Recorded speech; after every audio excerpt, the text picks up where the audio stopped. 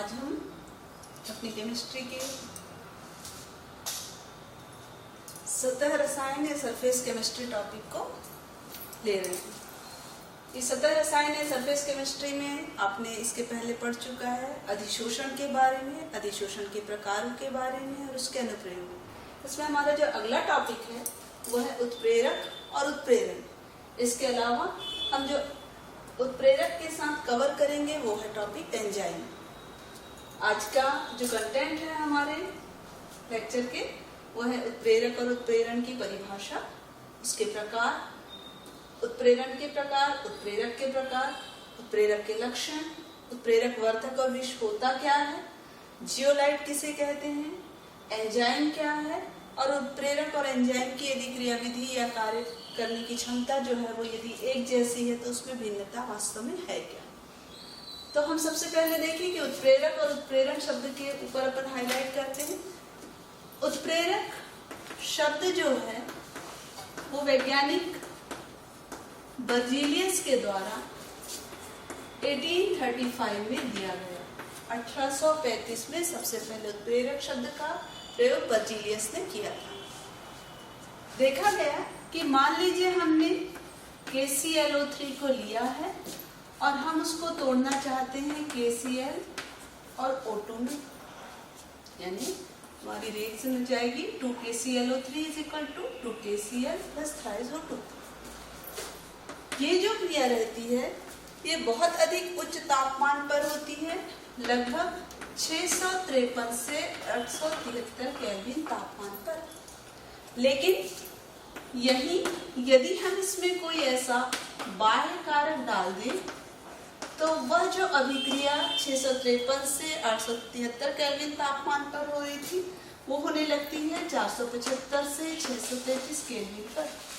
इसका मतलब हमारी जो अभिक्रिया हो रही है उसमें जो ताप है, ताप का मान कम हो गया। तो इसमें जो बाह्य कारक डाला जाता है वो देखा गया कि MnO2 डालने पर अभिक्रिया का तापमान यदि हम कम करें तब भी KClO3 जो है वो विघटित होकर के पोटेशियम क्लोराइड और ऑक्सीजन देती है।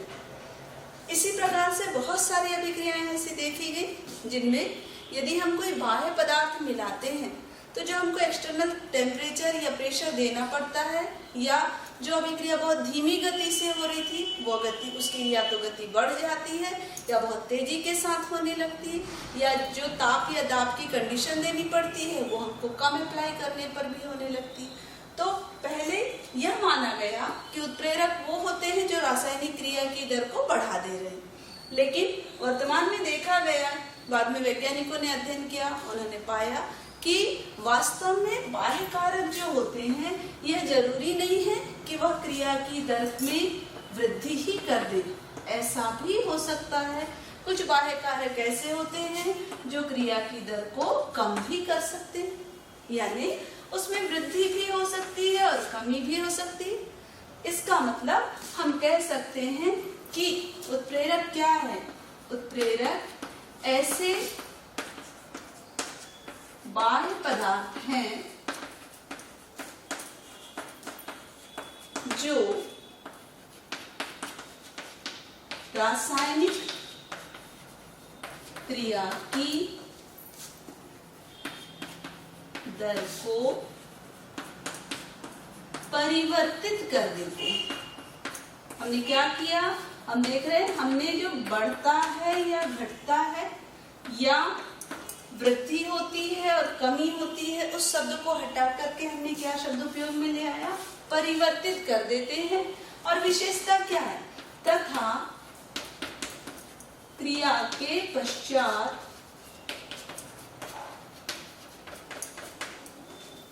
भार और रासायनिक संगठन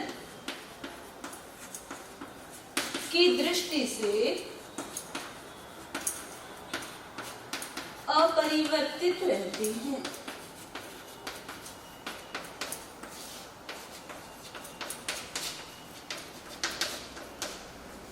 क्या है, ऐसे पदार्थों को कहा जाता है उत्प्रेरक, या इंग्लिश में इसके लिए अपन टर्म यूज करते हैं कैटालिस्ट। ठीक है। तो कैटालिस्ट या उत्प्रेरक क्या है? उत्प्रेरक ऐसे बाह्य पदार्थ हैं, यानी रासायनिक क्रिया में वो वास्तव में रासायनिक क्रिया का घटक नहीं है, लेकिन यदि हम उसे किसी रासायनिक क्रिया में मिला रहे हैं तो हो क्या रहा है कि वह रासायनिक क्रिया की दर को बढ़ा भी सकते हैं, घटा भी सकते हैं। इसका मतलब रासायनिक क्रिया की दर को परिवर्तित कर दे रहे हैं। तो वे बाह्य कारक जो रासायनिक क्रिया की दर को परिवर्तित कर रहे हैं, और यदि हम उनमें देखें कि क्रिया के पश्चात उसमें क्या परिवर्तन हो रहा है, तो हम पाते हैं कि वह भार और रासायनिक संगठन की दृष्टि से अपरिवर्तित है। इसका मतलब यहाँ पर एक चीज और स्पष्ट हो जानी चाहिए कि भौतिक अवस्था क्या हो सकती है? परिवर्तित हो सकती है। भौतिक अवस्था में क्या हो सकता है? तो परिवर्तन संभव है। क्यों? क्योंकि मान लीजिए किसी रासायनिक क्रिया को बहुत उच्च तापमान पर कराया जा रहा है। हम यदि हैबर विधि ही लें तो हैबर विधि में हम देखते हैं कि हैबर विधि क्या है? जिसमें नाइट्रोजन और हाइड्रोजन परस्पर क्रिया करके अमोनिया का निर्माण करते हैं। इस अमोनिया के निर्माण में उत्प्रेरक के रूप में लिया जाता है Fe। और हम कंडीशन देखें तो बहुत ज्यादा तापमान, बहुत उच्च तापमान देना पड़ता है, और चूंकि पदार्थ जो है, क्रियाकारक जो है वो गैसीय अवस्था में है, इसलिए दाब भी बहुत उच्च देना होता है। तो उच्च ताप और दाब पर यह क्रिया हो रही है। तो इस स्थिति में यह संभव है कि जो आपने आयरन को ठोस अवस्था में लिया है वो क्रिया के पश्चात हमको पिघली हुई अवस्था में मिल सकता है। क्यों? क्योंकि टेम्परेचर बहुत ज्यादा हाई है।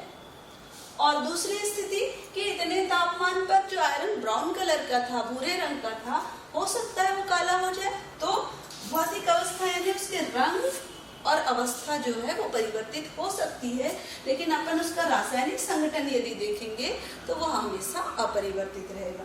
तो उत्प्रेरक की परिभाषा क्या हुई? वे बाह्य पदार्थ जो किसी रासायनिक क्रिया की दर को परिवर्तित कर दे रहे हैं और क्रिया के पश्चात भार और रासायनिक संगठन की दृष्टि से स्वयं अपरिवर्तित है, उन्हें हम कह रहे हैं उत्प्रेरक। यह परिभाषा सबसे पहले वैज्ञानिक ओस्टवाल्ड के द्वारा दी गई। अब उत्प्रेरक जिस रासायनिक क्रिया में उत्प्रेरक की उपस्थिति में यदि कोई रासायनिक क्रिया हो रही है तो उस पूरी घटना को अपन क्या बोलेंगे? उस घटना के लिए हम शब्द यूज करते हैं उत्प्रेरण या कैटालिसिस। उत्प्रेरण या कैटालिसिस क्या है? उत्प्रेरक की उपस्थिति में यदि कोई रासायनिक क्रिया कराई जा रही है तो इस घटना को हम कहते हैं उत्प्रेरण। जो उत्प्रेरण की क्रिया है या कैटालिसिस की क्रिया है, हमने उत्प्रेरण को या कैटालिसिस को पदार्थ की क्रियाकारक और उत्प्रेरक की अवस्था के आधार पर दो प्रकार में बांटा है। पहला, मान लीजिए कोई रासायनिक क्रिया है SO2 plus O2, sulphur dioxide oxygen से क्रिया करके सल्फर ट्राइऑक्साइड बनाते हैं, लेकिन यह वाली रासायनिक अभिक्रिया नाइट्रिक ऑक्साइड की उपस्थिति में हो रही है। अब यदि हम देखें तो इस क्रिया के लिए SO2 और O2 हुए क्रियाकारक और SO3 कहलाया क्रियाफल, NO उत्प्रेरक जो रासायनिक क्रिया की दर को परिवर्तित कर रहा है, तो वह कहलाया उत्प्रेरक। तो यदि हम इस क्रिया में देखें, SO2 गैसीय अवस्था में है, O2 गैसीय अवस्था में है, और जो लिया गया उत्प्रेरक है नाइट्रिक ऑक्साइड है वो भी गैसीय अवस्था में है। तो क्रियाकारक और उत्प्रेरक की अवस्था के आधार पर ही उत्प्रेरण को दो प्रकार में बांटा गया है।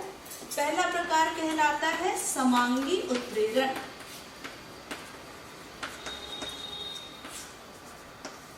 समांगी उत्प्रेरण या होमोजीनियस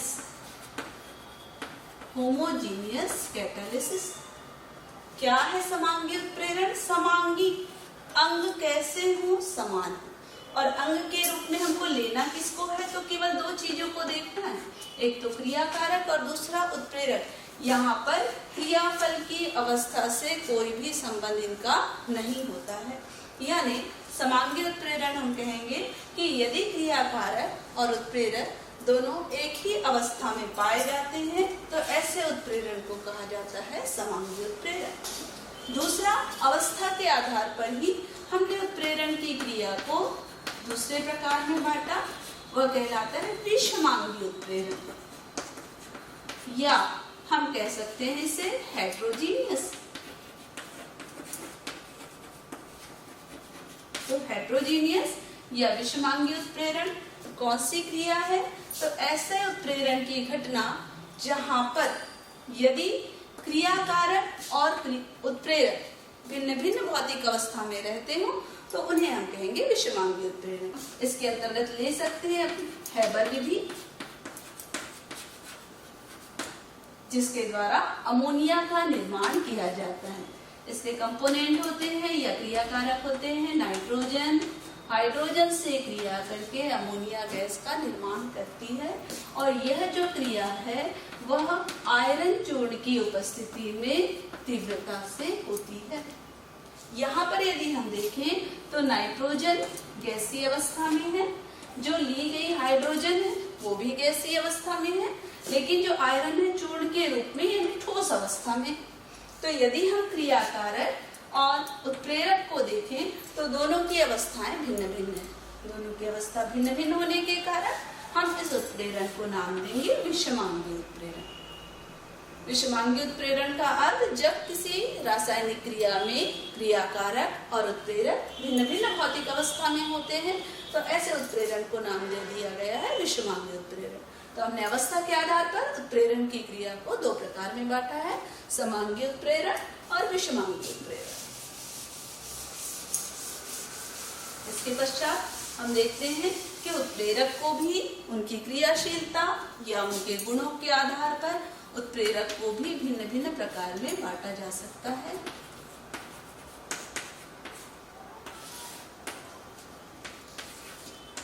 पहला प्रकार है धनात्मक उत्प्रेरक या पॉजिटिव कैटालिस्ट। धनात्मक उत्प्रेरक ऐसे उत्प्रेरक, हमने उत्प्रेरक को शुरू में ही परिभाषित करते समय बताया कि उत्प्रेरक वो पदार्थ है जो क्रिया की दर को बढ़ा भी सकते हैं और घटा भी सकते हैं। तो उत्प्रेरक, यदि ऐसे उत्प्रेरक को किसी रासायनिक क्रिया में उपयोग में लाया जाए जो रासायनिक क्रिया की दर को बढ़ाने का कार्य करता है, तो उन उत्प्रेरकों को कहा जाएगा धनात्मक उत्प्रेरक। जैसे हमने हैबर विधि के द्वारा नाइट्रोजन और हाइड्रोजन की क्रिया से अमोनिया गैस का निर्माण किया। इस अमोनिया गैस के निर्माण में हमारे द्वारा लिया गया उत्प्रेरक है Fe चूर्ण। यह Fe चूर्ण क्या कर रहा है? तो नाइट्रोजन और हाइड्रोजन के एक दूसरे से होने वाले संयोग की क्रिया को बढ़ा रहा है, यानी रेट ऑफ रिएक्शन जो है Fe चूर्ण के कारण बढ़ते जा रहा है। तो Fe चूर्ण क्या कहलाएगा इस क्रिया में? तो वह कहलाएगा धनात्मक उत्प्रेरक। क्यों? क्योंकि यह रासायनिक क्रिया की दर में वृद्धि कर दे रहा है। यानी धनात्मक उत्प्रेरक वे हो गए जो रासायनिक क्रिया की दर को बढ़ा देते हैं या रासायनिक क्रिया की दर में वृद्धि कर देते हैं। दूसरे उत्प्रेरक धनात्मक का उल्टा ऋणात्मक। इसका मतलब जो क्रिया की दर को यदि बढ़ाता होगा वो धनात्मक कहला रहा है, तो जो घटा रहा है वो क्या कहलाएगा? तो वह कहलाएगा ऋणात्मक उत्प्रेरक। यानी ऐसे पदार्थ जो रासायनिक क्रिया की दर को कम करते हैं उन पदार्थों को ऋणात्मक उत्प्रेरक कहा जाता है। ऐसे उत्प्रेरक सामान्य रूप से हम यदि क्लोरोफॉर्म बनाने की प्रयोगशाला विधि ले रहे हैं, क्लोरोफॉर्म यदि को सुरक्षित रखने का काम कर रहे हैं, निश्चित क्लोरोफॉर्म का उपयोग कर रहे हैं, तो हमने देखा है कि क्लोरोफॉर्म ऑक्सीजन की उपस्थिति में ऑक्सीडाइज हो जाता है और विषैली गैस फास्जीन का निर्माण करता है। इस फास्जीन के निर्माण के समय यदि हम देखें तो यदि यह गैस बन गई है तो वह व्यक्ति के लिए हानिकारक होगी, जिसमें हम बेहोशी के लिए यदि हम ऐसे क्लोरोफॉर्म का उपयोग करें तो वह मृत्युकारक भी हो सकता है। हम क्या करें? इसमें एथिल अल्कोहल की कुछ मात्रा मिला दी जाती है। यह देखा गया कि जो एथिल अल्कोहल है वो क्लोरोफॉर्म के ऑक्सीजन से क्रिया की दर को कम कर देता है, या यदि क्रिया में बना भी पदार्थ तो उसको एथिल कार्बोनेट में कन्वर्ट करने का काम कर रहा है। तो ऐसे उत्प्रेरक को कहा जाता है ऋणात्मक उत्प्रेरक। यानी ऋणात्मक उत्प्रेरक वो हो गए जो रासायनिक क्रिया की दर को कम करने का कार्य कर रहे हैं। फिर तीसरे उत्प्रेरक स्व उत्प्रेरक। स्व यानी स्वयं। यदि किसी रासायनिक क्रिया में बना हुआ क्रियाफल ही उत्प्रेरक का कार्य करने लगे, जैसे हमने 11th में अनुमापन की विधि पढ़ा था, या प्रयोगशाला में हमने KMnO4 और ऑक्जेलिक अम्ल का अनुमापन किया था। इस ऑक्जेलिक अम्ल और KMnO4 के अनुमापन में हम देखते हैं कि जब ऑक्जेलिक अम्ल के अम्लीय विलयन में या तनु H2SO4 डालने के बाद उसमें यदि हम KMnO4 की बूंद बूंद करके डालते हैं तो शुरुआत में या प्रारंभ में उसके गुलाबी रंग को उड़ने में समय लगता है, लेकिन वहीं पर हम देखें कि कुछ समय के बाद यदि अब KMnO4 की कुछ मात्रा या कुछ बूंदें डाली जा रही हैं तो वह कलरलेस तीव्रता के साथ होता है। तो उसका कारण क्या है? तो ऐसे उत्प्रेरण की क्रिया में जो बना हुआ क्रियाफल रहता है वही रासायनिक क्रिया में उत्प्रेरक का कार्य करने लगता है। हम इस अभिक्रिया को देखें। अभिक्रिया होती है पोटेशियम परमैंगनेट ऑक्जेलिक अम्ल के अम्लीय विलयन यानी सल्फ्यूरिक एसिड की उपस्थिति में। जब हम ऑक्जेलिक अम्ल के H2SO4 उपस्थित विलयन में KMnO4 की बूंदें डाल रहे हैं तो अभिक्रिया में बनने वाला प्रोडक्ट रहता है K2SO4, MnSO4, H2O और CO।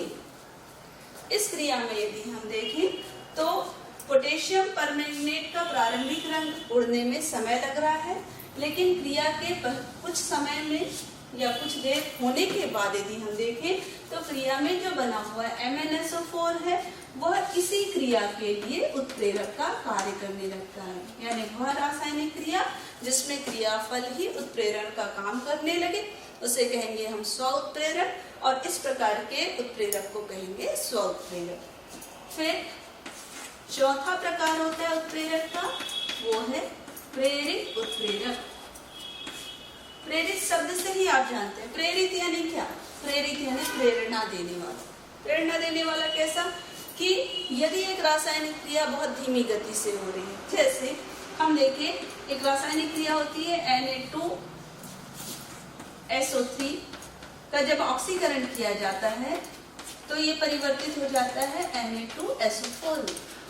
हम देखते हैं कि यह क्रिया बहुत तीव्रता के साथ हो रही है। दूसरा, हमने एक दूसरी रासायनिक क्रिया देखा Na2AS2O3। इस क्रिया को भी ऑक्सीजन की उपस्थिति में कराया जा रहा है। हम देखते हैं इससे बनने वाला पदार्थ रहता है Na2AS2O4। लेकिन जो सेकेंड रिएक्शन है बहुत मंदगामी होती है, बहुत धीमी गति से हो रही है। यदि इन दोनों रिएक्शन को अलग अलग पात्र में कराया जाए तो सोडियम सल्फेट में तीव्रता से परिवर्तित हो रहा है, लेकिन सोडियम आर्सेनाइड में बहुत धीमी गति से परिवर्तित हो रहा है। हमने इन दोनों रिएक्शन को एक ही पात्र में यानी दोनों के क्रियाकारकों को एक ही पात्र में रख लिया है और ऑक्सीजन गैस प्रवाहित कर रहे हैं। हम पाते हैं कि सोडियम सल्फेट की बनने की गति तीव्र है और साथ में जो सोडियम आर्सेनेट भी बना है उसकी गति भी तीव्र हो गई है। यानी जो पहली वाली अभिक्रिया है उसने दूसरी वाली अभिक्रिया के लिए प्रेरणा का कार्य किया। इसको देख करके सेकंड वाली रिएक्शन भी क्या हुई? तीव्रता से होने लगी। तो पहली वाली जो रासायनिक क्रिया है वह दूसरी क्रिया के लिए प्रेरित उत्प्रेरक का कार्य करेगी। इसके बाद हमें देखना है उत्प्रेरक के लक्षण या उत्प्रेरक के गुण। आप परिभाषा के आधार पर ही उत्प्रेरक के कुछ लक्षण या उत्प्रेरक के गुण निकाल सकते हैं। क्या थी ओस्टवाल की परिभाषा? तो ओस्टवाल की परिभाषा थी कि ऐसे बाह्य पदार्थ जो किसी रासायनिक क्रिया की दर को परिवर्तित कर देते हैं और क्रिया के पश्चात अपरिवर्तित रहे, स्वयं अपरिवर्तित रहते हैं। किस दृष्टि से? तो रासायनिक संगठन उनका अपरिवर्तित रहेगा और वो भार की दृष्टि से अपरिवर्तित रहेंगे। इसका मतलब जो उत्प्रेरक रहते हैं, सबसे पहला वो क्रिया की दर को परिवर्तित करने का कार्य कर रहे हैं।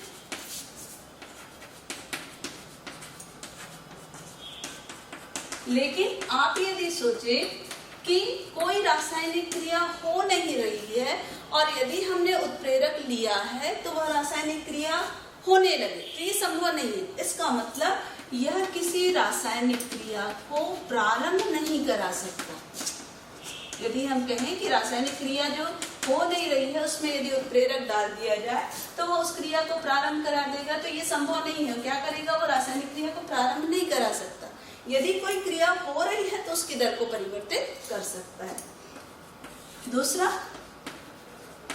क्रिया में भाग नहीं लेता है। ये हमें कैसे पता चलता है? तो हमारी परिभाषा में हमने भी देखा कि क्रिया के पश्चात वो भार और संगठन की दृष्टि से अपरिवर्तित है, इसका मतलब क्रिया में भाग नहीं लेता है। तीसरा, उसकी सूक्ष्म मात्रा ही किसी रासायनिक क्रिया की दर को बढ़ाने के लिए आवश्यक होती है। यदि हमने किसी रासायनिक क्रिया में थोड़ी सी मात्रा में उत्प्रेरक को लिया, रासायनिक क्रिया की दर को परिवर्तित करने में सक्षम है। उत्प्रेरक रासायनिक क्रिया में रासायनिक साम्य को विस्थापित नहीं कर सकता। यानी इसका कारण ये है कि उत्प्रेरक जो रहता है, यदि अग्र दिशा में रासायनिक क्रिया की दर को जिस दर से बढ़ा रहा है या घटा रहा है, दैट मीन्स परिवर्तित कर रहा है, वह विपरीत पश्च दिशा में होने वाली क्रिया को भी उसी दर से परिवर्तित करता है। यानी यह रासायनिक साम्य को विस्थापित नहीं करता है। फिर यदि क्रिया के पश्चात देखें तो उत्प्रेरक की भौतिक अवस्था में परिवर्तन हो सकता है। क्यों परिवर्तन हो सकता है? क्योंकि रासायनिक क्रियाएं बहुत उच्च ताप और दाब पर होती हैं, तो इस स्थिति में हो सकता है कि कोई ठोस उत्प्रेरक यदि लिया गया है तो वह द्रव अवस्था में परिवर्तित हो जाए, जो कोई सफेद या ब्राउन कलर का लिया गया है वो ब्लैक कलर में परिवर्तित हो जाए। तो भौतिक अवस्था तो परिवर्तनशील है, लेकिन यदि हम उसके रासायनिक संगठन की बात करेंगे तो रासायनिक संगठन की दृष्टि से उत्प्रेरक हमेशा अपरिवर्तित रहेगा। इसके पश्चात उत्प्रेरक कभी भी किसी रासायनिक क्रिया की एंथैल्पी को परिवर्तित नहीं कर सकता। यानी एंथैल्पी, एंट्रोपी जैसे फैक्टर जो हमेशा स्थिर रहते हैं, उन फैक्टर को यह परिवर्तित या प्रभावित नहीं कर सकता। तो ये हो गए रासायनिक किसी भी उत्प्रेरक के मुख्य गुण कि उत्प्रेरक क्या है? सूक्ष्म मात्रा में प्रयुक्त किया जाने वाला पदार्थ जो रासायनिक क्रिया की दर को परिवर्तित तो कर सकता है लेकिन क्रिया को प्रारंभ नहीं करा सकता। उसकी सूक्ष्म मात्रा रासायनिक क्रिया की दर को प्रभावित करने के लिए सक्षम है, रासायनिक साम्य को प्रभावित नहीं कर रहा है। क्रिया के पश्चात उसकी भौतिक अवस्था परिवर्तनशील है लेकिन रासायनिक दृष्टि से, संगठन की दृष्टि से वो अपरिवर्तित रहेगा। एंथैल्पी, एंट्रोपी जैसे फैक्टर को प्रभावित नहीं करता है। तो ये हो गए उत्प्रेरक के लक्षण। इसके बाद यदि हम उत्प्रेरक टॉपिक को ले रहे हैं तो वहाँ दो चीजें और इम्पोर्टेंट हैं जो है उत्प्रेरक से संबंधित। वो है उत्प्रेरक वर्धक और उत्प्रेरक विष।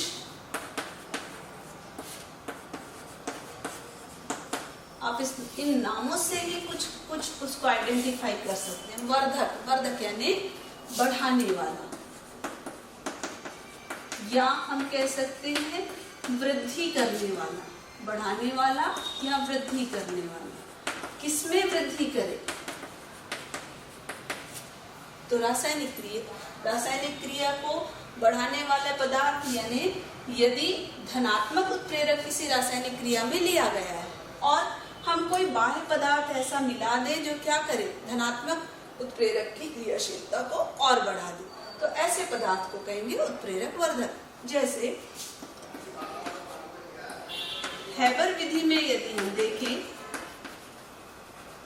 आपको लगता होगा कि बार बार हैबर विधि का उदाहरण क्यों लिया जा रहा है, तो उसका कारण है कि 10वीं में ये हमारा इंपॉर्टेंट क्वेश्चन था। हैबर प्रक्रम के द्वारा अमोनिया का निर्माण। फिर जब हम 11वीं में गए तो वहां पर भी ये इंपॉर्टेंट क्वेश्चन इसलिए हो गया था क्योंकि हमने रासायनिक साम्य वाला चैप्टर जो था उसमें इसका अध्ययन किया था लीशतालिये के नियम के द्वारा। तो यदि हम हैबर विधि में देखें तो नाइट्रोजन और हाइड्रोजन परस्पर क्रिया करके अमोनिया का निर्माण करते हैं और इस अमोनिया के निर्माण की क्रिया में आपने देखा होगा आयरन और मोलिब्डेनम चूर्ण को लिया जाता है। यहाँ आयरन और मोलिब्डेनम चूर्ण जो लिया गया है उसमें जो आयरन है वह इस रासायनिक क्रिया के लिए धनात्मक उत्प्रेरक का कार्य करता है और मोलिब्डेनम चूर्ण इस आयरन की क्रियाशीलता को बढ़ाता है। हमारे मन में क्वेश्चन उठता है कि उत्प्रेरक वर्धक तो वर्धक करता किस तरीके से होगा यह काम। तो हम यदि देखें तो यह उत्प्रेरक के सक्रिय केंद्रों की संख्या को बढ़ाता है या हम कह सकते हैं उनमें मुक्त संयोजकता में वृद्धि करता है। अब यह मुक्त संयोजकता में वृद्धि कैसे होती होगी? तो यदि हम देखें, मान लीजिए ये हमारा आयरन कैटलिस्ट है, उसके परमाणु है। हम पाते हैं कि मोलिब्डेनम का कार्य क्या है। तो मोलिब्डेनम जो है, यदि आपने आयरन के साथ मोलिब्डेनम को मिला दिया है तो यह इनके बीच के स्थान में आकर के समाहित हो जाता है। आप देखिएगा, ऐसा करने से आयरन और आयरन के दो परमाणुओं के बीच की दूरी बढ़ गई है। बढ़ गई है इसका मतलब जो बंध दूरी है वो बढ़ गई और बंध दूरी बढ़ने से वो बंध कैसा हो गया? दुर्बल। दुर्बल होने से वह आसानी से टूटा और क्रियाकारक के लिए सरलता से स्थान प्रदान करता है। यानी उत्प्रेरक वर्धक मुक्त संयोजकता, सक्रिय केंद्र या बंध दूरी में वृद्धि करके उत्प्रेरक की क्रियाशीलता को बढ़ाता है। इसी प्रकार से दूसरा पदार्थ जो उत्प्रेरक के अंतर्गत हम देखते हैं वो है उत्प्रेरक विष। हम जानते हैं विष कौन से पदार्थ होते हैं? वे पदार्थ जो उत्प्रेरक की क्रियाशीलता को या तो कम कर दे या उसे नष्ट कर दे। वे पदार्थ जो उत्प्रेरक की क्रियाशीलता को या तो कम कर रहे या नष्ट कर रहे उन्हें कहा जाता है उत्प्रेरक विष। अब इसके लिए भी, हालांकि यह अकार्बनिक भौतिक रसायन का हमारा चैप्टर है, लेकिन मैं उदाहरण के रूप में इसमें कार्बनिक रसायन की रोज़ेनमुंड अभिक्रिया को इसलिए लेना चाह रही हूँ क्योंकि जो रोज़ेनमुंड अभिक्रिया है वो हमारे कार्बनिक रसायन के अंतर्गत भी उपयोगी है। इस रोज़ेनमुंड अभिक्रिया में यदि आप देखिएगा तो वहां पर CH3CHO यानी एसिटल्डिहाइड हाइड्रोजन से क्रिया करता है, एसिटिल क्लोराइड हाइड्रोजन से क्रिया करता है और एसिटल्डिहाइड बनाता है। कब? जबकि क्रिया के दौरान पैलेडियम की उपस्थिति हो। यही पैलेडियम एसिटल्डिहाइड के आगे के अपचयन को जारी रखता है और उसको कन्वर्ट कर देता है एथिल अल्कोहल में। अब यदि हमने ये अभिक्रिया बताया, इसका मतलब यहाँ पर तो पैलेडियम ने धनात्मक उत्प्रेरक का कार्य किया, लेकिन हम इसे रोज़ेनमुंड अभिक्रिया के द्वारा हम बनाते क्या है? तो ये एसिटल्डिहाइड निर्माण की क्रिया है। इसका मतलब एसिटल्डिहाइड से अल्कोहल में होने वाली अपचयन की क्रिया को हमें रोकना पड़ेगा। इसलिए हम पैलेडियम के साथ एक दूसरा पदार्थ मिला देते हैं, वो होता है बेरियम सल्फेट। और बेरियम सल्फेट क्या कार्य करता है? तो एल्डिहाइड के अल्कोहल में होने वाले अपचयन को रोक दे रहा है। यह रोकने की क्रिया किसके माध्यम से हो रही है? ये पैलेडियम की क्रियाशीलता को घटा देता है। अब फिर हमारे पास क्वेश्चन उठता है कि आखिर विष कार्य कैसा करता है? तो यह जो भी उत्प्रेरक रहेगा उस उत्प्रेरक की सतह पर स्वयं अधिशोषित हो जाता है। जब स्वयं अधिशोषित हो गया, इसका मतलब उसकी मुक्त संयोजकताएं समाप्त हो जाएंगी और मुक्त संयोजकताएं समाप्त होने के कारण वह किसी क्रियाकारक से आगे जुड़ने की क्रिया नहीं कर पाएगा, जिससे एल्डिहाइड के अल्कोहल में होने वाले अपचयन को रोका जा सकता है। तो दूसरा जो हिस्सा देखा अपन ने उत्प्रेरक विष। तो उत्प्रेरक वर्धक और विष में अंतर क्या है? वर्धक वो जो उत्प्रेरक की क्रियाशीलता को बढ़ा रहा है और विष वह जो उत्प्रेरक की क्रियाशीलता को या तो कम करता है या नष्ट कर देता है, उसे कहते हैं उत्प्रेरक विष।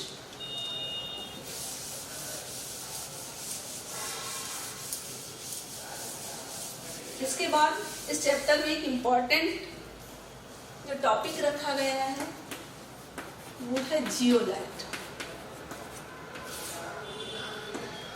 ये जियोलाइट क्या है? तो जियोलाइट है वर्णात्मक उत्प्रेरक का उदाहरण, या हम कह सकते हैं आकृति वर्ण उत्प्रेरक।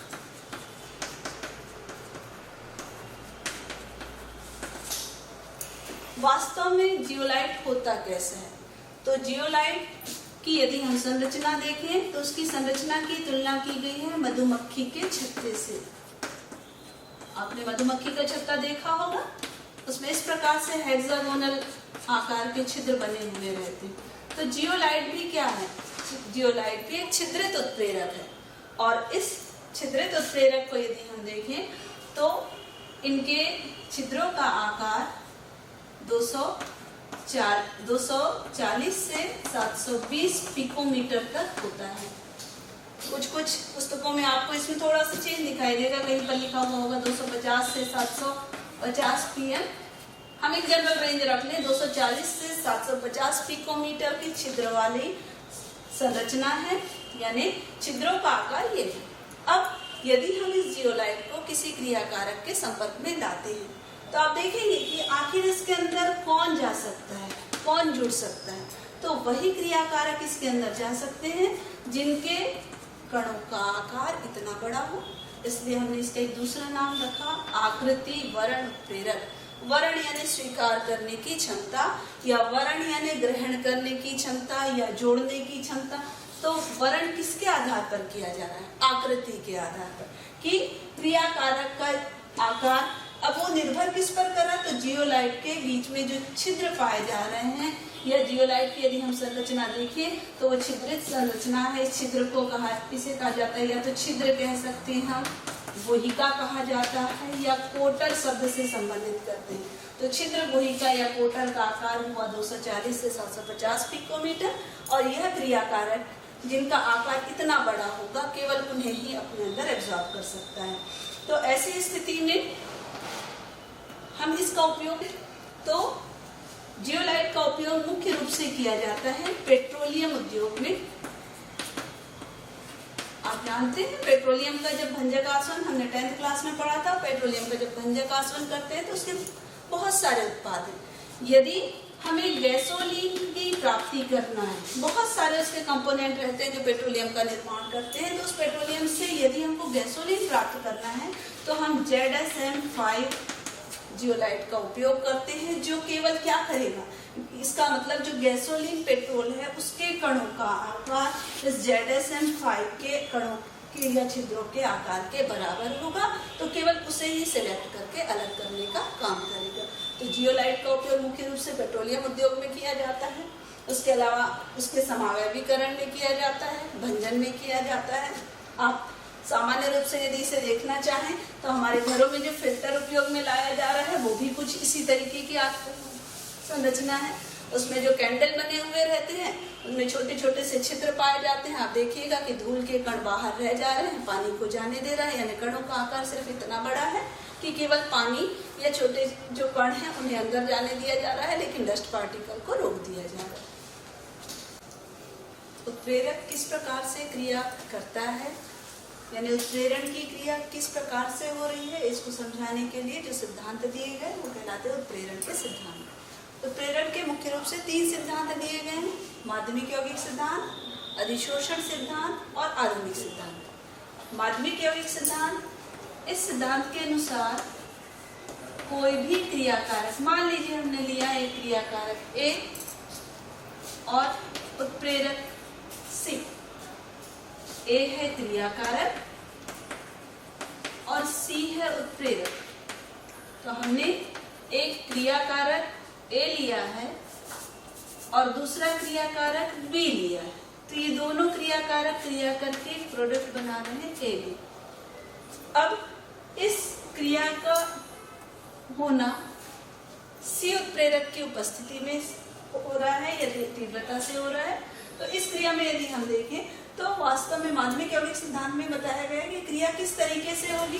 तो सबसे पहले A क्रियाकारक C से यानी उत्प्रेरक से क्रिया करेगा और ये दोनों मिलकर के AC बनाएंगे, जिसे अपन कहते हैं माध्यमिक यौगिक। और फिर जो बना हुआ माध्यमिक यौगिक है वह बी क्रिया कारक से क्रिया करेगा और अपघटित हो जाएगा ए बी में और उत्प्रेरक हमें पुनः प्राप्त हो जाएगा। इसका मतलब माध्यमिक यौगिक सिद्धांत में ये बताया गया कि यदि दो क्रिया कारक लिए गए हैं तो पहले एक क्रिया कारक उत्प्रेरक से क्रिया करके माध्यमिक यौगिक बनाएगा और फिर दूसरा जो क्रिया कारक है वह उस माध्यमिक यौगिक से क्रिया करके उत्प्रेरक यानी प्रोडक्ट में परिवर्तित हो जाएगा, जिससे उत्प्रेरक अलग हो जाएगा। इस माध्यमिक यौगिक सिद्धांत की उपयोगिता ये है कि इसके द्वारा द्रव और गैस इन दोनों के उत्प्रेरण को तो समझाया जा सकता है। यानी कोई द्रव में होने वाली रासायनिक क्रिया है या गैस में होने वाली रासायनिक क्रिया है तो उसे समझाने के लिए इस सिद्धांत का उपयोग किया जा सकता है। लेकिन इस सिद्धांत के द्वारा हमने जो उत्प्रेरक, वर्धक और उत्प्रेरक विष के बारे में पढ़ा या विषमांगी उत्प्रेरण जो हो रहा है, इन क्रियाओं को समझाने में माध्यमिक यौगिक सिद्धांत असफल रहा। यानी हम कह सकते हैं ये इसके दोष रहे और ये इसका लाभ रहा या गुण रहा। लाभ किस दृष्टि से कि द्रव और गैसीय उत्प्रेरण को समझाया जा सकता है और दोष क्या है, उत्प्रेरक, वर्धक और उत्प्रेरक विष को इस सिद्धांत के द्वारा समझाया नहीं जा सकता। दूसरा सिद्धांत जो है उसे कहते हैं अधिशोषण सिद्धांत। ये जो अधिशोषण सिद्धांत है यह केवल ठोसों के लिए अप्लाई किया जा सकता है, केवल ठोसों को समझाया जा सकता है इसके द्वारा। यानी यदि हमारा लिया गया उत्प्रेरक ठोस है तो हम उसे अधिशोषण सिद्धांत के द्वारा उस क्रिया को, रासायनिक क्रिया को समझा सकते हैं या उत्प्रेरण को समझा सकते हैं। इस सिद्धांत के अनुसार यह कहा गया कि यदि कोई उत्प्रेरण की क्रिया हो रही है जिसमें उत्प्रेरक के रूप में हमने ठोस को लिया है तो आखिर ये ठोस उत्प्रेरक कार्य कैसे करता होगा। तो यदि हम उत्प्रेरक को इस प्रकार से लें, यह कहलाएगी इसकी मुक्त संयोजकता। इन मुक्त संयोजकता पर क्या होता है तो A और B ये हैं क्रिया कारक, वह उत्प्रेरक की मुक्त संयोजकता से जुड़ जाता है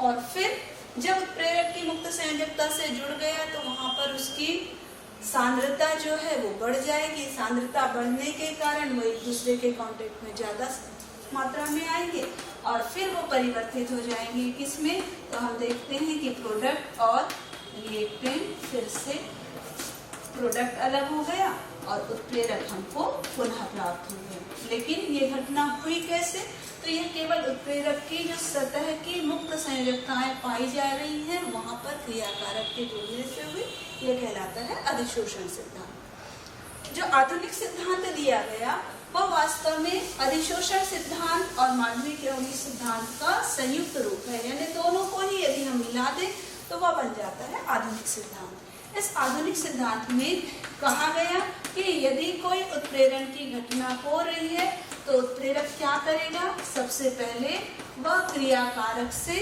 क्रियाकारक को अपनी सतह पर जोड़ेगा। मान लीजिए कोई रासायनिक क्रिया है जिसमें एक पदार्थ बी से क्रिया करके प्रोडक्ट बना रहा है, क्रियाफल बना रहा है और इसमें उत्प्रेरक के रूप में सी या कैटलिस्ट के रूप में सी को लिया गया है। तो सबसे पहले क्या होगा, सी जो उत्प्रेरक है वो ए क्रियाकारक को अपनी सतह पर जोड़ेगा। माध्यमिक यौगिक में कहा था कि ये दोनों क्रिया करके माध्यमिक यौगिक बनाएंगे, लेकिन इसमें कहा गया कि जो सी उत्प्रेरक है वो ए क्रियाकारक को अपनी सतह पर कौन सी क्रिया के द्वारा जोड़ेगा, तो अधिशोषण की क्रिया के द्वारा जोड़ेगा और फिर बन जाएगा एसी।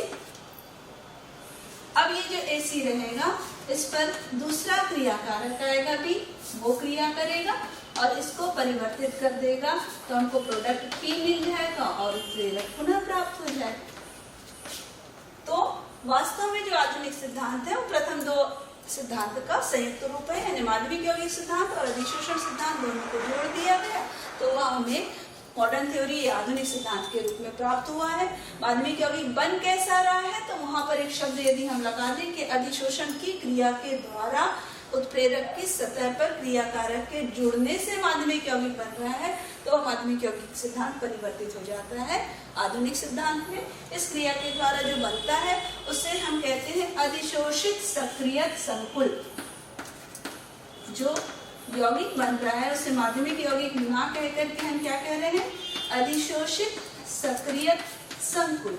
और ये अधिशोषित सक्रिय संकुल जब बनता है तो वह भी क्रियाकारक से पुनः क्रिया करके प्रोडक्ट और उत्प्रेरक में अलग हो जाता है, यानी हमको क्रिया के पश्चात पुनः उत्प्रेरक की प्राप्ति हो जाती है। इसके बाद इस चैप्टर के अंतर्गत उत्प्रेरक के साथ एक दूसरा टॉपिक जो रखा गया है वो है एंजाइम। एंजाइम के लिए सबसे पहले हम अपने दिमाग में बैठा लें कि ये है क्या, तो सजीवों से प्राप्त होने वाला पदार्थ या जीवित कोशिकाओं के द्वारा सिक्रिट होने वाला कैसा पदार्थ, तो नाइट्रोजन युक्त जटिल कार्बनिक पदार्थ। एंजाइम क्या है, तो नाइट्रोजन युक्त जटिल कार्बनिक पदार्थ जो जीवित कोशिकाओं के द्वारा स्रावित होते हैं और रासायनिक क्रिया शरीर के अंदर होने वाली रासायनिक क्रिया को उत्प्रेरित कर रहे हैं, उन्हें कहा जाता है एंजाइम। क्लियर है? एंजाइम क्या है, सजीवों के या जीवित कोशिकाएं चाहे जंतु हो या पौधे, जीवों के द्वारा उत्पन्न होने वाले नाइट्रोजन युक्त जटिल कार्बनिक पदार्थ जो शरीर में होने वाली रासायनिक क्रियाओं को उत्प्रेरित कर रहे हैं, उन्हें कहा जाता है एंजाइम। इसलिए इसका एक दूसरा नाम भी है जैव रासायनिक उत्प्रेरक। यदि आप केवल इस शब्द को ही याद रख लेते हैं तो आपको पूरी परिभाषा क्लियर हो जाती है। जैव यानी जीवित, रासायनिक यानी उसके अंतर्गत होने वाली जितनी भी बायोकेमिकल रिएक्शन रहेगी और उसके लिए उत्प्रेरक की तरह कार्य करने वाला पदार्थ। हम एक जनरल सी चीज देखें कि मान लीजिए हमारी बॉडी में या हम अपने आहार नाल से यदि अपने एंजाइम्स को हटा दें, तो यदि हमारे द्वारा आज इस समय यदि भोजन ग्रहण किया गया है तो उसको पचाने में लगभग 50 वर्ष लग जाएंगे, यानी 50 सालों तक के सोचिए कि आपको भूख का एहसास नहीं होगा। कब? जब आहार नाल से एंजाइम को हटा दिया जाए। और आप देखते क्या है कि आप स्कूल आए, उस समय खाना खा करके आए हैं और 3-4 पीरियड नहीं हुआ कि फिर आपको भूख लग गई, यानी एंजाइम की क्रियाशीलता को आप जान सकते हैं कि यह अत्यधिक क्रियाशील पदार्थ है जो शरीर के अंदर होने वाली रासायनिक क्रियाओं को प्रेरित करने का कार्य कर रहे हैं या क्रिया की दर को बढ़ाने का कार्य कर रहे हैं। ये जैव रासायनिक उत्प्रेरक या एंजाइम के उदाहरण यदि हम देखें तो सबसे पहला एंजाइम डायस्टेज एंजाइम। एंजाइम जो है बहुत सारी रासायनिक क्रियाओं को उत्प्रेरित करने का काम कर रहा है। हम देखते हैं स्टार्च को माल्टोज में परिवर्तित करने के लिए माल्ट में पाया जाने वाला डायस्टेज एंजाइम कार्य करता है। यदि माल्टोज को ग्लूकोज में कन्वर्ट करना है तो ईस्ट में पाया जाने वाला माल्टेज एंजाइम जो रहता है वो माल्टोज को ग्लूकोज में परिवर्तित कर रहा है। यूरिया को अमोनिया और कार्बन डाइऑक्साइड में तोड़ने का कार्य यूरिएज एंजाइम की उपस्थिति में तीव्रता से होता है। इन्वर्टेज एंजाइम जो है वो सुक्रोज को ग्लूकोज और फ्रक्टोज में परिवर्तित कर रहा है। ग्लूकोज को एथिल अल्कोहल और कार्बन डाइऑक्साइड में परिवर्तित करने का कार्य जाइमेज एंजाइम के द्वारा हो रहा है। ये दोनों ही एंजाइम ईस्ट में पाए जाते हैं। यानी यदि इन एंजाइमों की उपस्थिति रहे तो हमारी जो होने वाली जैव रासायनिक क्रिया है वो बहुत तीव्रता के साथ होती है, यानी क्रियाकारक तीव्रता से क्रियाफल में परिवर्तित हो जाता है। इसके बाद हम एंजाइम के विशिष्ट गुण देखते हैं कि एंजाइम में आखिर कौन कौन से गुण पाए जाते हैं।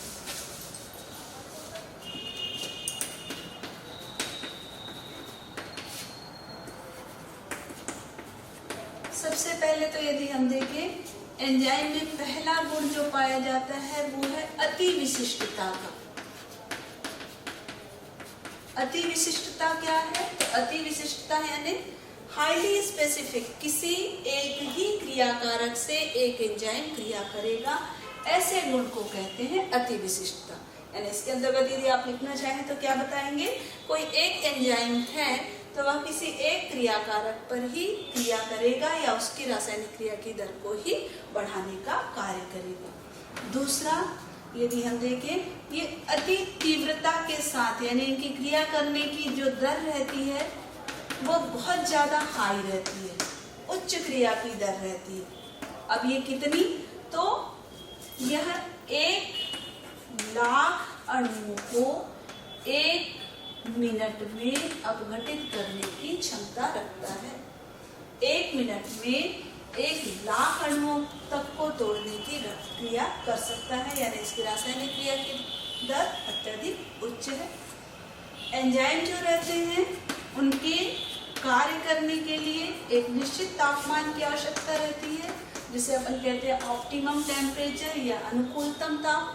और यह जो अनुकूलतम ताप रहता है वो 25 से 37 डिग्री सेल्सियस टेम्परेचर जो है वो अनुकूलतम ताप है, यानी इस तापमान पर जो एंजाइम है वह अत्यधिक तीव्रता के साथ क्रिया करता है। फिर अनुकूलतम पीएच मान देखा गया है कि 5 से 7 पीएच मान जो है, यानी कुछ अम्लीय माध्यम में एंजाइम की क्रियाशीलता अत्यधिक उच्च पाई जाती है। यहाँ पर एक और चीज ऐड करना चाहेंगे, वह शब्द है सह एंजाइम। एंजाइम मुख्य रूप से कौन से पदार्थ हैं, तो नाइट्रोजन युक्त पदार्थ। इसका मतलब ये मुख्य रूप से बने किससे है, प्रोटीन से, या हम कह सकते हैं प्रोटीन के बहुलक के रूप में रहते हैं, प्रोटीनियस पार्ट है। तो यदि एंजाइम के साथ कुछ नॉन प्रोटीन वाला पार्ट भी जुड़ जाए तो हम क्या देखते हैं कि वह उसकी क्रियाशीलता को बढ़ा देता है। ऐसे नॉन प्रोटीनियस भाग को को एंजाइम या सह एंजाइम कहा जाता है। तो ये एंजाइम के कुछ लक्षण हो गए जिसके आधार पर हम उसकी क्रियाशीलता को बचा सकते हैं। अब आखिर एंजाइम क्रिया कैसे करता है, यानी एंजाइम का कार्यकारी सिद्धांत। एंजाइम किस प्रकार से कार्य करता है, यानी उसका कार्यकारी सिद्धांत क्या है, तो यहाँ पर हम बताना चाहेंगे ताला कुंजी सिद्धांत, यानी लॉक एंड की मॉडल। क्या कहा गया है कि एक एंजाइम के जो सक्रिय केंद्र रहते हैं उनकी आकृति कुछ इस प्रकार की रहती है कि वह स्पेशल क्रियाकारक को ही अपने से जोड़ सकता है। यदि हम ये एंजाइम दर्शाएं तो इस एंजाइम के ये वाले हिस्से कहलाएंगे सक्रिय केंद्र, और इन सक्रिय केंद्रों की यदि अपन आकृति देखें तो इस आकृति के अनुरूप ही क्रियाकारक इससे जुड़ सकता है। जैसे आप जानते हैं किसी ताले को खोलने के लिए उसकी स्पेशल चाबी रहती है, और उस चाबी में नीचे जो हिस्सा रहता है उसकी बनावट इस प्रकार रहती है कि वह ताले में फिट होगी तभी वह उसे खोल सकती है। उसी प्रकार से एंजाइम में स्पेशल सक्रिय केंद्र रहेंगे, उनके आकार एक निश्चित होता है जिससे एंजाइम से क्रियाकारक क्रिया करता है, और दोनों मिलकर के बना लेते हैं एंजाइम सक्रिय संकुल। एंजाइम क्रियाकारक सक्रिय संकुल। आप देखेंगे कि जब एंजाइम ने क्रियाकारक को अपनी सतह पर जोड़ लिया तो ऐसी स्थिति में उनकी जो सांद्रता है उसमें वृद्धि हो गई है, क्रियाकारक एक दूसरे के संपर्क में आ गए हैं। तो कुछ समय के पश्चात जो क्रियाकारक है वह परिवर्तित हो जाता है क्रियाफल में, और क्रियाफल में परिवर्तित होने पर उसकी आकृति बदल जाती है, इसलिए वह एंजाइम की सतह को छोड़ देता है। तो जब वह उत्पाद या क्रियाफल में परिवर्तित होता है तो हमको एंजाइम पुनः प्राप्त हो जाता है जैसे उत्प्रेरक में होता था। तो ये कहलाता है ताला कुंजी सिद्धांत। क्यों? क्योंकि यह एंजाइम की आकृति पर डिपेंड करता है कि कौन से क्रियाकारक को वह अपनी सतह से जोड़ेगा। इसके बाद चूंकि हमने इस चैप्टर में एंजाइम और उत्प्रेरक दोनों को पढ़ा है तो हम इन एंजाइम और उत्प्रेरक की गुणों की तुलना कर लेते हैं कि यह भिन्नता इसमें देख लेते हैं कि आखिर एंजाइम और उत्प्रेरक में कौन कौन सी भिन्नता पाई जाती है। तो सबसे पहले तो एंजाइम जो है उनमें अति विशिष्टता का गुण होता है, अति विशिष्टता यानी एक एंजाइम केवल एक ही रासायनिक क्रिया को उत्प्रेरित कर सकता है, जबकि उत्प्रेरक के केस में ऐसा नहीं है। जैसे हमने यदि तेलों का हाइड्रोजनीकरण कराना है तो तेलों के हाइड्रोजनीकरण के लिए उत्प्रेरक के रूप में निकल लिया जाता है। अब इस स्थिति में आप तेल चाहें तो जैतून का तेल ले, नारियल का तेल या कोई सा भी तेल ले, वहां पर निकल उत्प्रेरक कार्य करता है। इसका मतलब यहाँ पर विशिष्टता का गुण है, लेकिन वह अति विशिष्ट नहीं है। दूसरा, हम यदि इसके भार की तुलना करें तो जो एंजाइम रहते हैं उनका भार अत्यधिक उच्च होता है।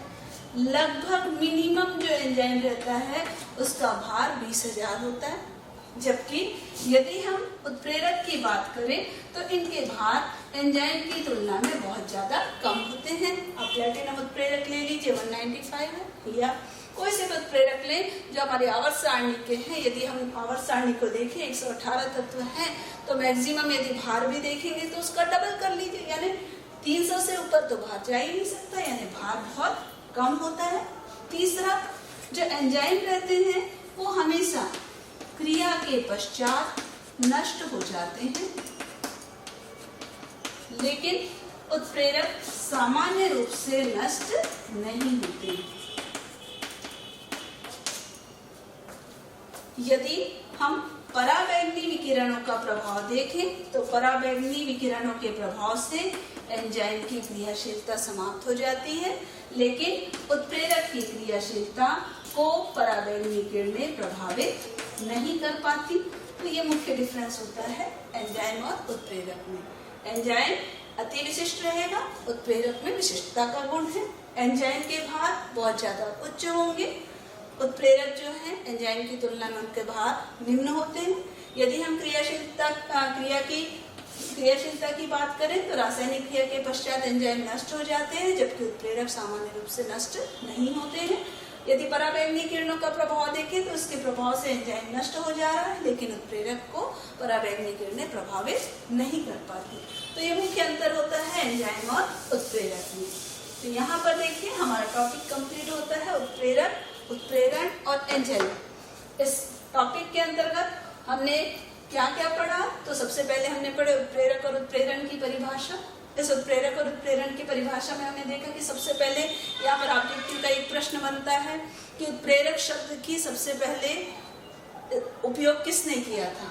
तो उत्प्रेरक शब्द का सबसे पहले उपयोग बर्जीलियस ने किया था। फिर उत्प्रेरक की परिभाषा हम ध्यान से देखें, क्योंकि इस चैप्टर से हमारे पास 2 नंबर वाले एक अति लघु उत्तरीय प्रश्न आना है और 2 ऑब्जेक्टिव आना है। तो लघु उत्तरीय के लिए उत्प्रेरक की परिभाषा भी बन सकती है, धनात्मक उत्प्रेरक और ऋणात्मक उत्प्रेरक, उत्प्रेरक वर्धक, उत्प्रेरक विष। तो उत्प्रेरक वर्धक वे पदार्थ होते हैं जो किसी रासायनिक क्रिया में उत्प्रेरक की क्रियाशीलता को बढ़ा करके रासायनिक क्रिया की दर को बढ़ा रहे हैं। उत्प्रेरक विष वे पदार्थ हैं जो किसी रासायनिक क्रिया में उत्प्रेरक की क्रियाशीलता को कम करके या उस पर अधिशोषित हो करके उसके सक्रिय केंद्रों को घटा करके क्रियाशीलता को कम कर रहे हैं, वो उत्प्रेरक विष कहला रहे हैं। इसके बाद इस टॉपिक में हमने देखा जियोलाइट के बारे में। जियोलाइट एक आकृति वर्णात्मक उत्प्रेरक था जिसके छिद्रों के आकार ने डिसाइड किया था कि किस क्रियाकारक से क्रिया करनी है अथवा नहीं। फिर हमने देखा इसमें उत्प्रेरण के 3 सिद्धांत थे। सबसे पहला सिद्धांत माध्यमिक यौगिक सिद्धांत, जिसमें हमने देखा क्रियाकारक उत्प्रेरक से क्रिया करके पहले माध्यमिक यौगिक बनाता है और उसके बाद वह क्रियाफल में अपघटित होता है और उत्प्रेरक की हमें पुनः प्राप्ति होती है। सेकंड सिद्धांत हमने देखा था अधिशोषण सिद्धांत। इस अधिशोषण सिद्धांत में हमने देखा था कि उत्प्रेरक की सतह पर क्रियाकारक जुड़ता किस क्रिया से है, तो अधिशोषण के द्वारा सतह पर जुड़ जाता है, जिससे उसकी सांद्रता बढ़ती है और वह क्रियाफल में सांद्रता बढ़ने के कारण परस्पर क्रिया की दर तेजी से होगी और वह क्रियाफल में बदल जाएगा। फिर तीसरा सिद्धांत था आधुनिक सिद्धांत। आधुनिक सिद्धांत वास्तव में माध्यमिक यौगिक सिद्धांत और अधिशोषण सिद्धांत दोनों का संयुक्त रूप था। यहाँ पर यह बताया गया कि यदि एक माध्यमिक यौगिक बन रहा है तो उसका तरीका क्या होना चाहिए, तो वो अधिशोषण की क्रिया के द्वारा, यानी क्रियाकारक अधिशोषण की क्रिया द्वारा उत्प्रेरक की सतह पर जुड़ेगा और माध्यमिक यौगिक बनाएगा और उसके बाद वह पुनः टूटेगा, तो हमको क्रियाफल की और उत्प्रेरक की पुनः प्राप्ति हो जाएगी। इसके बाद हमने देखा एंजाइम के बारे में। तो एंजाइम जो रहता है वो जटिल नाइट्रोजन युक्त कार्बनिक पदार्थ हैं, जीवित कोशिकाओं में पाए जाते हैं, शरीर में होने वाली रासायनिक क्रियाओं को प्रभावित कर रहे हैं, इसलिए हम उसे जैव रासायनिक उत्प्रेरक के नाम से जानते हैं। हमने विभिन्न क्रियाओं में एंजाइम का उपयोग देखा कि कौन कौन सी क्रियाओं में इसका उपयोग किया जाता है। तो यहाँ एंजाइम से संबंधित एक प्रश्न ये भी आ सकता है कि आपको क्रियाकारक और क्रियाफल दे दिया जाए और पूछा जाए कि इस पर कौन सा एंजाइम रिएक्ट करेगा। इसके बाद हमने लास्ट में देखा कि उत्प्रेरक और एंजाइम जो रहते हैं उनमें परस्पर भिन्नता क्या है, क्योंकि दोनों ही रासायनिक क्रिया की दर को बढ़ाने का काम कर रहे हैं। लेकिन आप याद रखिए कि शरीर के बाहर हो रही है रासायनिक क्रिया तो वो उत्प्रेरक हुआ, शरीर के अंदर हो रही है तो एंजाइम हो गया। इसका मतलब कोई भी रासायनिक क्रिया को उत्प्रेरित करने वाला पदार्थ उत्प्रेरक हुआ, लेकिन शरीर के अंदर यदि रासायनिक क्रिया हो रही है तो वह एंजाइम कहलाएगा। तो इस चैप्टर से ऑब्जेक्टिव के क्वेश्चन भी बनते हैं। ऑब्जेक्टिव के लिए आपको तैयार करना है धनात्मक और ऋणात्मक उत्प्रेरक के अंतर्गत उनकी रासायनिक क्रियाएं, जहाँ पर आपको उत्प्रेरक वर्धक, उत्प्रेरक विष पूछ सकता है। जो उत्प्रेरक यूज कर रहा है उसको पूछ सकता है कि यह उत्प्रेरक वर्धक है या विष है। इसके अलावा हमारी एंजाइम की रासायनिक क्रियाओं में कि यदि कोई रासायनिक क्रिया है तो इसमें एंजाइम कौन सा एंजाइम प्रयुक्त होगा।